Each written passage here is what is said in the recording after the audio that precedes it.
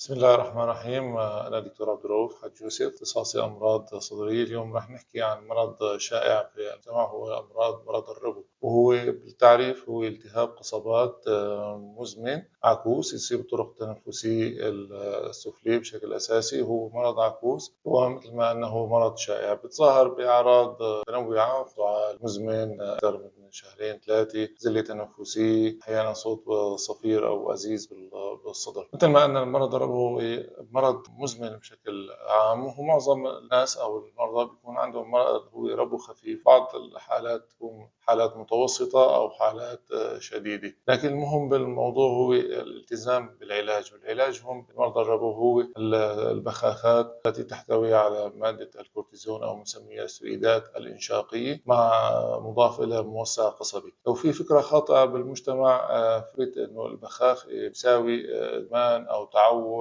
أو ممكن يؤدي إلى إزمان الربو. هاي فكرة خاطئة. علاج الربو بالبخاخات أو العلاج تحت البريدات بشكل عام هي آمنة، ولا تؤدي إلى تعود ولا تؤدي إلى إدمان. بالعكس، إنه تؤدي إلى تحسين الأعراض، تحسين نوعية الحياة، تؤدي إلى تخفيف من قبول المريض في المشفى وزيارته إلى الإسعاف. ننصح أهلنا بالالتزام بالأدوية التي يوصفها طبيب أخصائي الداخلية الصدرية، والتي تحتوي على البخاخات بشكل أساسي، إضافة إلى تجنب الروائح المزعجة والمخرشة بشكل عام، والعطورات والأماكن الرطبة، ومراجعة طبيب الأخصائي في حال حدوث أعراض شديدة كالسعال الشديد، زلة التنفسية الشديدة، أو حدوث ترفع حروري أو ألم صدري.